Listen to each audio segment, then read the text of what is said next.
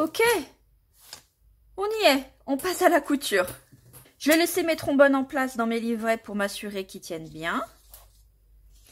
Il va vous falloir une aiguille avec un chat un petit peu épais pour pouvoir vous permettre de passer le fil. J'ai trouvé récemment à Babou ces aiguilles de tapisserie. Je me suis dit que j'allais les essayer. Elles sont peut-être un peu courtes. Elles piquent pas vraiment. Je me suis dit que c'était pas mal pour quelqu'un de maladroit comme moi. Et je sais pas si vous allez voir, mais le chat est plutôt allongé et quand même assez large par rapport à une aiguille de couture. Donc je pense que ça va être pas mal. Ensuite, vous prenez votre fil à broder. Comme là, la reliure va être invisible, je vois pas trop l'intérêt que le fil soit coloré. Alors oui, il va se voir à l'intérieur des livrets, mais bon. Et ça va me donner l'occasion de tester quelque chose. La dernière fois qu'on a fait une reliure à 3 points ensemble, je vous avais montré que c'était mieux de cirer, d'avoir du fil ciré ou à défaut de cirer vous-même votre fil. Alors, je sépare comme d'habitude mes 6 brins en 3 et 3.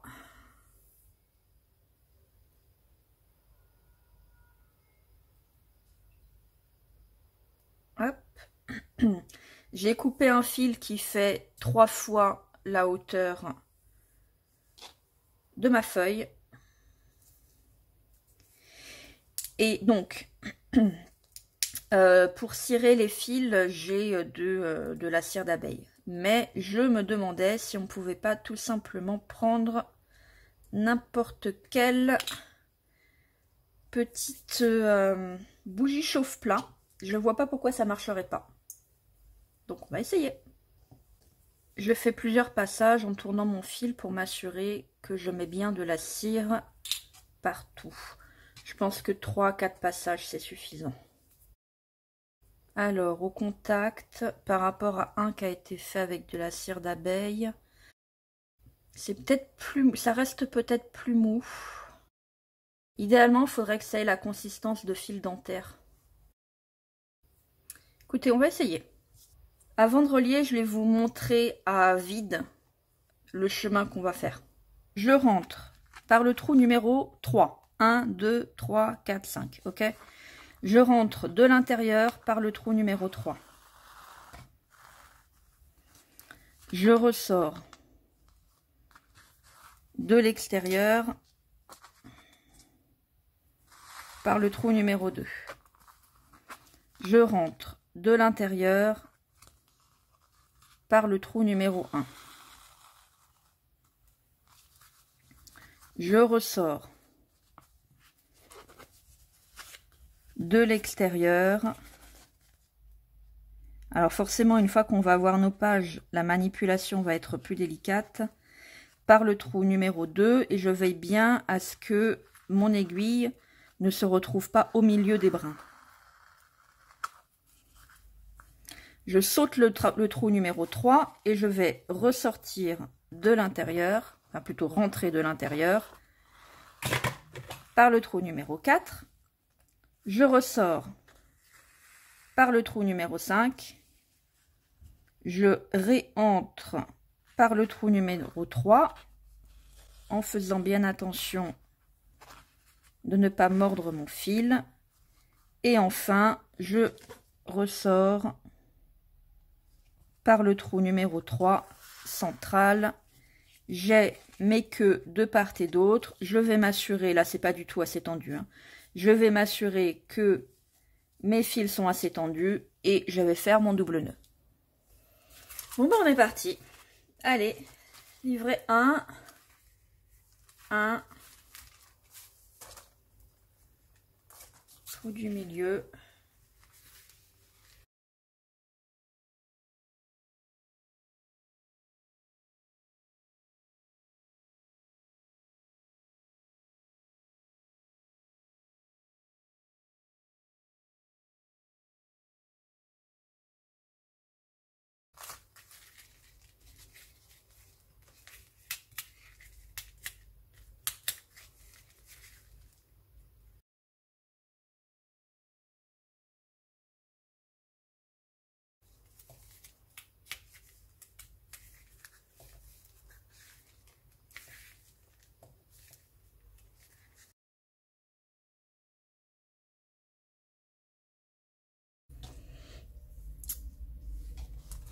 on va voir si trombonner le canevas au livret aide un peu.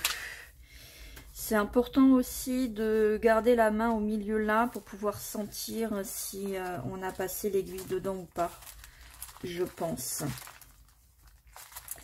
Peut-être que je pourrais aussi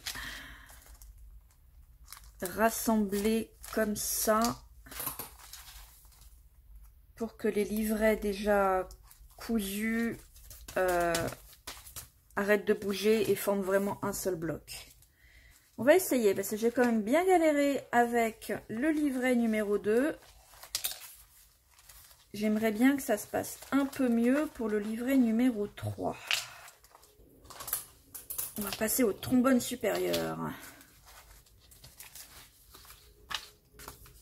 Viens là mon coco.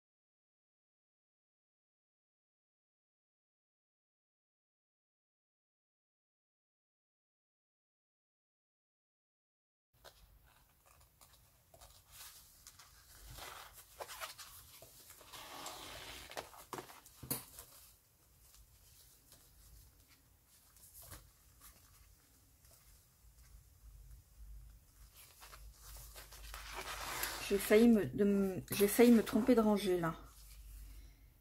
Faut vraiment bien faire attention. J'ai failli sortir mon aiguille dans ce trou là. Donc faut vraiment faire attention et rester concentré.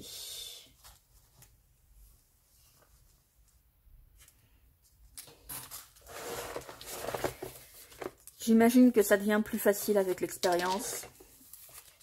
Ça devient aussi plus facile quand on se rapproche des derniers livrets. C'est ceux du milieu qui sont les plus galères. Franchement, le livret 6, il s'est cousu tout seul. J'ai regretté d'avoir coupé la caméra.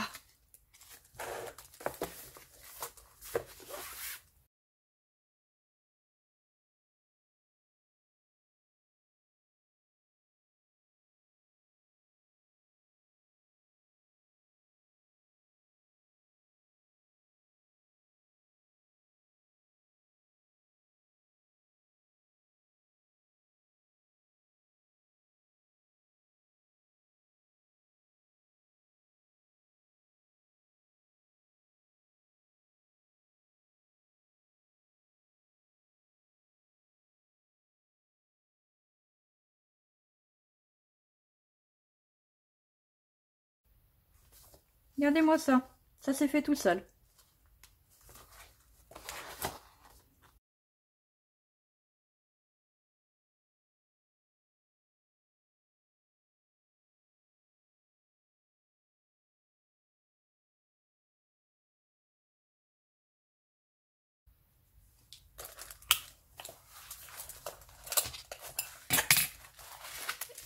Et voilà. Notre reliure est prête. Vous voyez qu'entre chaque livret, on voit quand même pas mal le tissu, mais ça veut dire que j'ai beaucoup d'espace. Et c'est pour ça qu'on a bien fait de ne pas le laisser tout blanc. Ça reste souple.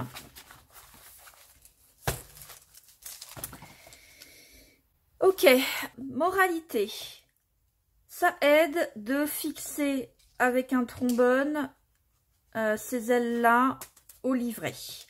Ça aide également au fur et à mesure de rassembler les livrets cousus en un seul livret et de garder le livret que vous êtes en train de coudre avec les deux parties séparées pour pouvoir quand même voir ce que vous faites au milieu avec votre aiguille.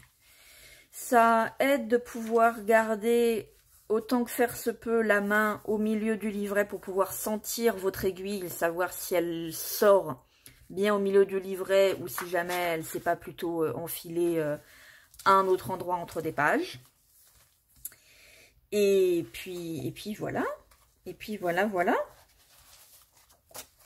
Qu'est-ce qu'on peut faire maintenant? Je vais peut-être essayer de gommer ou en tout cas d'atténuer un petit peu toutes ces marques puisque je n'en ai plus besoin. Je sais honnêtement pas si ça va se voir. J'aurais peut-être dû colorer aussi cette face-là avec du café. Je vais pas le faire maintenant clairement parce que je veux pas mouiller mes pages.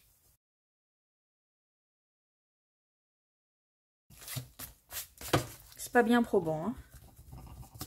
Écoutez, ça ira comme ça.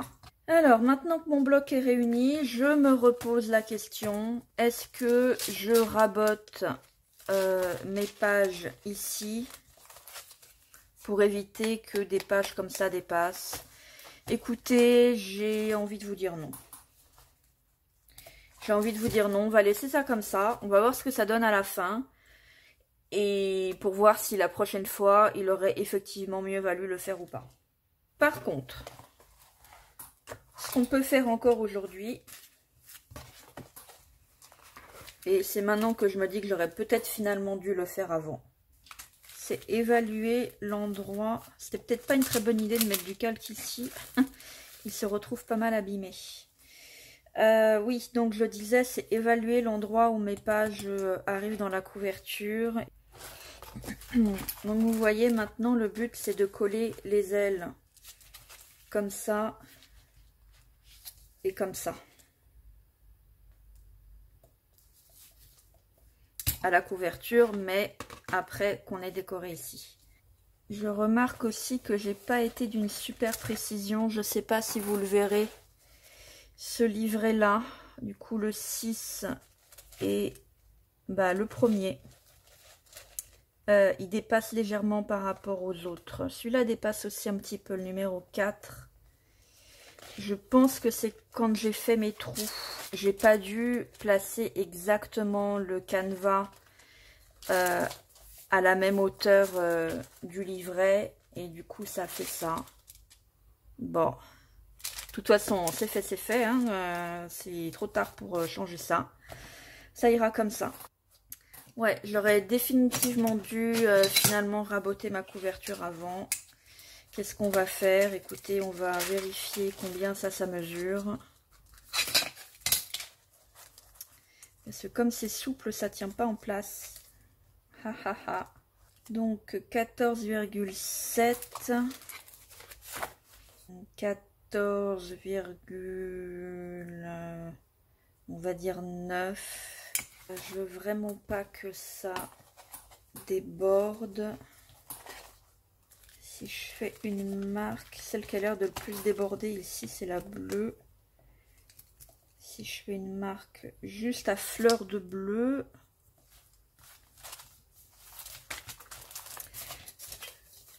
par rapport à là, combien ça me fait? 15,6. Et ici, 15,2. Ce que j'ai peur, c'est de trop couper là. Je sais pas quoi faire. Je vous avoue, je sais pas quoi faire. Écoutez, je vais couper à cette marque-là. Donc 15,6. Elle devrait être suffisante. Il y a des chances qu'elle soit un chouïa trop grande, mais je préfère ça que d'avoir une couverture un chouïa trop petite.